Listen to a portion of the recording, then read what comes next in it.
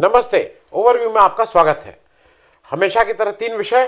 जोशीमठ का गुनहगार कौन, दूसरा क्यों आर.एन. रवि भाजपा कार्यकर्ता बन गए हैं, और तीसरा गुजरात मॉडल में बेइज्जती करना जरूरी है। आगे बढ़ने से पहले एक छोटा आग्रह, चैनल को सब्सक्राइब करें, हो सके तो चैनल की मेंबरशिप ले लें।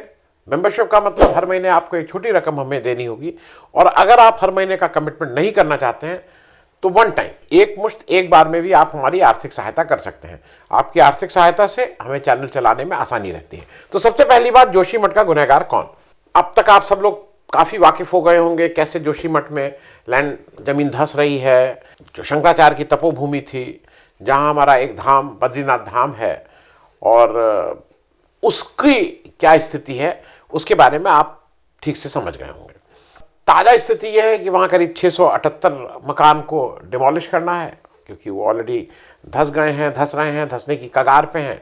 2 होटल भी डिमोलिश हो रहे हैं, और एक बड़ी आपदा वहाँ पे आई हुई है।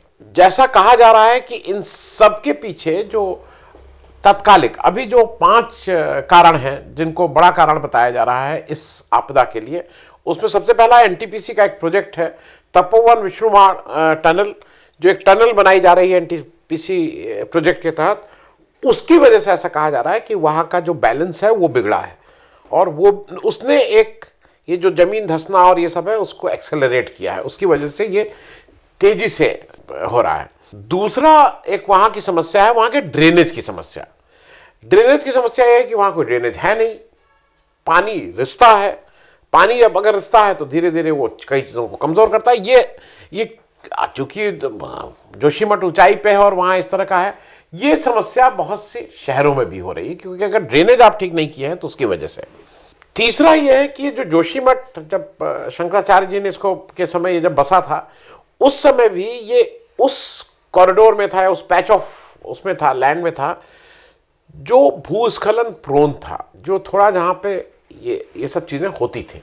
तो इसलिए पहले से भी ये थोड़ा अंदेशा था। एक और बड़ा कारण जिसको हम लोग कमो ज्यादा हर शहर में देख रहे हैं, वो है अनियंत्रित निर्माण कार्य।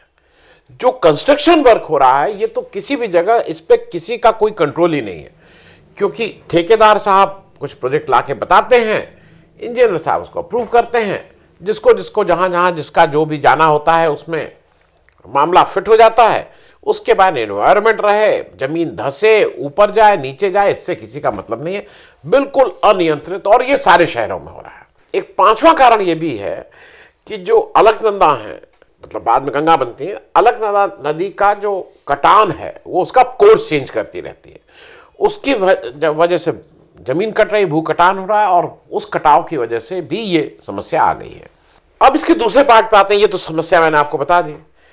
ऐसा नहीं है कि अभी से, 1976 से एक जो कमेटी बनी, उस समय उत्तर प्रदेश सरकार थी, उस समय कमेटी बनी, इसके कारण बताओ, और वो सारी कमेटी ने मोर और लेस ये बताया है बार बार, और बार बार कहा है कि आप वार्निंग दी है कि आप इस तरह की चीजें हो रही हैं।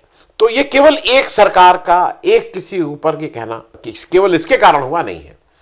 लेकिन अभी एक दिक्कत क्या हुई है कि एक 4 धाम परियोजना लेके आए हैं मोदी जी। अब होता क्या है कि अगर आप हमारे जो धार्मिक स्थान है, जो हमारे पूजा के स्थान है, उसको अगर आप टूरिज्म में बदलने लगो तो ये सारी समस्याएं आएंगी। वहां पे आप क्यों 12 मीटर और 20 मीटर और 40 मीटर चौड़ी सड़कें बनाना चाह रहे हो? पूजा का स्थान में जो आदमी जाता है, वो आस्था वाला आदमी जाता है, उसकी अपनी मनौती होती है, उसको वो थोड़ा चाहता है, थोड़ा दुर्गम हो, थोड़ा वो हो, और आप उसको क्यों एज अ टूरिज्म प्रमोट करना चाह रहे हो?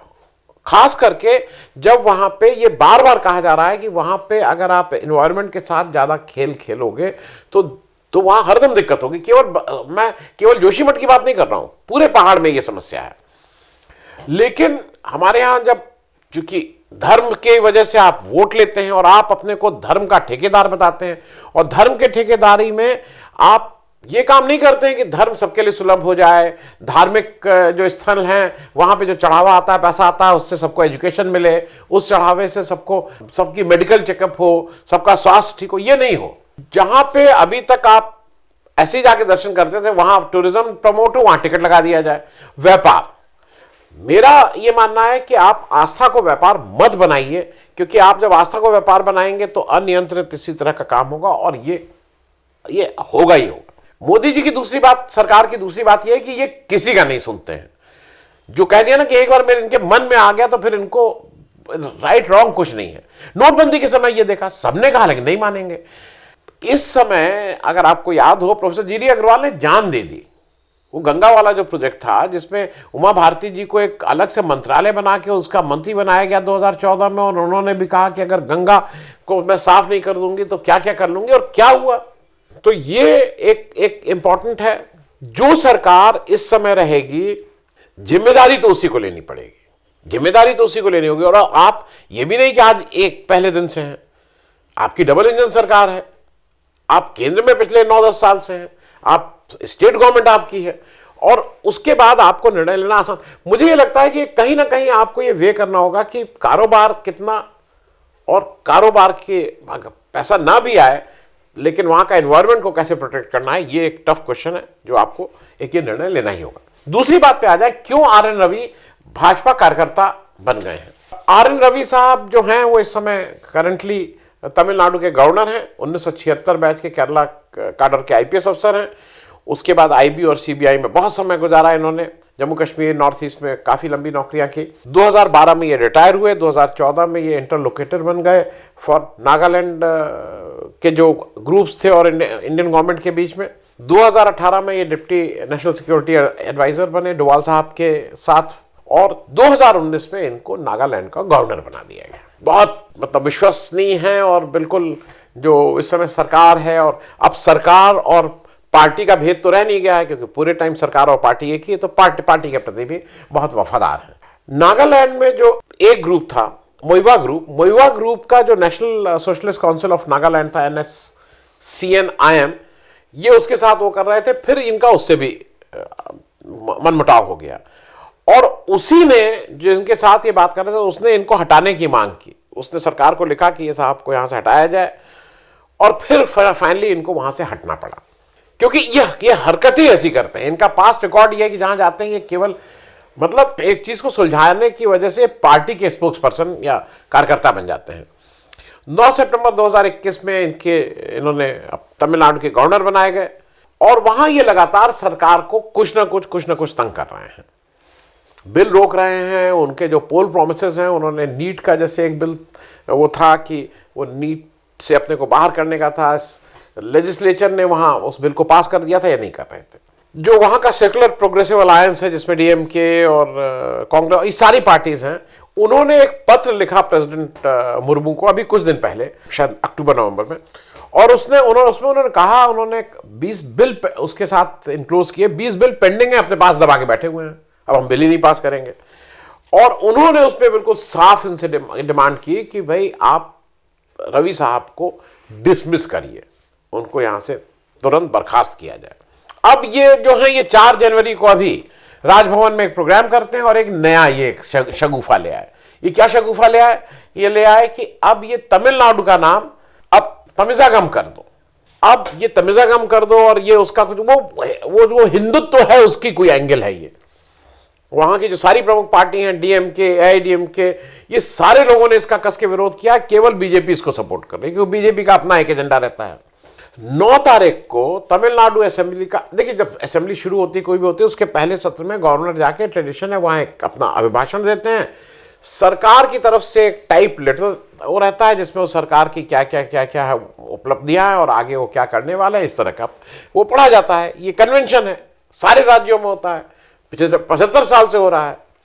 लेकिन ये साहब वहां गए और अभिभाषण इन्होंने जल्दी जल्दी को किया, कुछ चीजें स्किप कर दी, कुछ चीजें अपने हिसाब से चेंज कर दी, और ये रुके नहीं, क्योंकि इनको पता था ये क्या काम कर रहे हैं। भाई राज्यपाल के आने और जाने पे दोनों टाइम राष्ट्रगान बजता है, तो राज्यपाल जी बिना राष्ट्रगान के खत्म हुआ, वो पहले वहां से निकल लिए। मतलब ये भी एक अवमानना है। अगर आप इसको कॉन्स्टिट्यूशन की दृष्टि से और उससे देखिए तो ये कहीं ना कहीं इस पर कार्रवाई होनी चाहिए। आप बिना राष्ट्रगान खत्म हुए आप कैसे पहले चले गए, बिना राष्ट्रगान बजे आप पहले कैसे चले गए, ये भी कोई पूछने वाली है।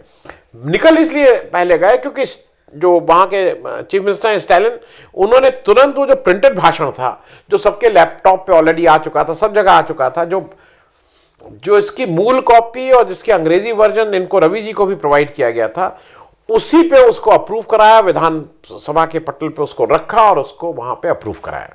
अब रवि साहब ने क्या किया था, उन्होंने काट छाट करके अपने हिसाब से अपना भाषण दिया था। कुछ आंशिक रूप से काटे थे, कुछ पूरे छोड़ दिए थे, और वहां पे उन्होंने कुछ अलग अलग पॉइंट्स थे। 12th पॉइंट पे जैसे चेंज किया, 64th पॉइंट पे किया, 65th पॉइंट पे किया, और जो मूल रूप से जो वहां द्रविडन उसकी बात थी, उसको उन्होंने द्रविडन मॉडल को बोला ही नहीं। भाई वो द्रविडन मॉडल ऑफ डेवलपमेंट एक बात करते हैं स्टालिन साहब, उसको उन्होंने कहा कि नहीं। उन्होंने तमिलनाडु को स्किप किया कई बार। अब चक्कर क्या है कि इन लोगों को लगता है गुजरात मॉडल, गुजराती मॉडल इनके दिमाग में है, क्योंकि वहां वो केंद्र के प्रतिनिधि के तौर पे जाते हैं, जाना जो उनका रोल है।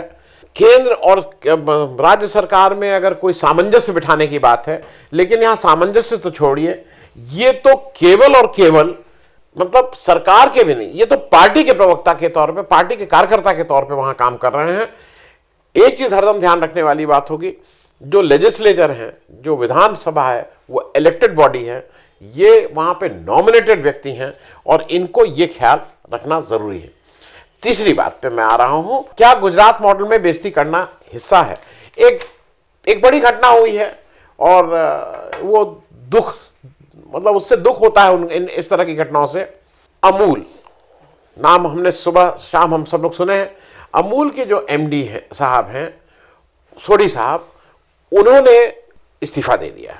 सोढ़ी साहब का मैं एक जल्दी से एक परिचय आपको ये बता दूं। सोढ़ी साहब ने अमूल ज्वाइन किया था 1982 में। टाइम्स ऑफ इंडिया ने एक बड़ी स्टोरी की है उसमें, और जिस समय उसका कुल टर्नओवर था 121 करोड़। सोढ़ी साहब को, जो वर्गीज साहब थे, जो इस दुग्ध क्रांति के प्रणेता थे हिंदुस्तान में, वर्गीज साहब को ऐसा कहा जाता है कि उन्होंने इनको ट्रेन किया था, अपने साथ वो थे रख के। और ये जब एमडी बने 2011 में, तब उस समय उसका टर्नओवर था 8,000 करोड़। 2011 के बाद ये 2 टर्म एमडी हुए 5-5 साल के, और अब ये एक्सटेंशन पे थे। हालांकि 64 साल के हो चुके थे, लेकिन एक्सटेंशन मिला हुआ था। लेकिन 2022 में 121 करोड़ जब ये ज्वाइन किए, 2011 करोड़ जब ये एमडी बने, 22 में इसका टर्नओवर 61,000 करोड़ है, 61,000 करोड़। और जो कैपेसिटी दूध के को हैंडल करने की थी, वो भी जान लेना जरूरी है। जब ये 82 में थे तो 12 lakh litre per day capacity थी। जब ये 2011 में एमडी बने तो उस समय 88,000 लीटर पर डे थी। और अभी का वो ये डेटा नहीं दिया है, लेकिन इन्होंने इसको बहुत अच्छे से चलाया। मुश्किल क्या है कि वहां पे जो कोऑपरेटिव की एक मीटिंग होती है, उसमें एक मेहता जी ले आए गए हैं, जो सीईओ बनाए गए थे। उनको कहा गया इनसे कि उनको तुरंत चार्ज दे दीजिए। देखिए, इसके लिए एक अलग से मैं एक दिन वो करूंगा, क्योंकि ये लंबा है, आपको समझाना होगा उस दिन। ये Gujarat cooperative milk marketing federation जो है, वो एपेक्स बॉडी है, जहां पे सारी मिल्क यूनियन ऑफ गुजरात उसके साथ आती हैं। ये कोऑपरेटिव का खेल है। कोऑपरेटिव के मंत्री कौन बन गए हैं केंद्र में, याद करिए, अमित शाह साहब। अब ये अमित शाह साहब ने उनसे कहा कि आप तुरंत इस्तीफा दीजिए। तो उनको जो दिक्कत है, भाई आप कह देते पहले से इज्जत से, ये कहना कि नहीं इनको तुरंत हटिए, आपको हटाना है। और उसको जो भाषा थी वो भी with it is ordered that you hereby relinquish the charge of MD with immediate effect and hand over the charge to CEO Mehta. एक व्यक्ति जिसने 40 साल वहां गुजारे हैं अपनी उम्र के, एक ही नौकरी की है, सेल्स अफसर से लेके एमडी के पद तक, वो कहां से कहां पहुंचाया है, उसको थोड़ी इज्जत की बात थी। लेकिन गुजरात में या गुजरात मॉडल में इज्जत मान का तो कोई, ये इज्जत क्या चीज होती है, ये उस भाषा में शायद बनाई नहीं है, जिस भाषा को हमारे अमित शाह साहब और बीजेपी समझती है। इनको वहां से हटाया गया है। पर ये बड़ी चीज है, हिंदुस्तान की दूध क्रांति में इनका बड़ा योगदान है, और किसी एक दिन इस पे भी चर्चा करेंगे। लेकिन सोढ़ी साहब को इस तरह से जैसे मतलब बेइज्जती करके हटाया जाना थोड़ा खराब जरूर लगा है। थैंक यू सो मच, धन्यवाद।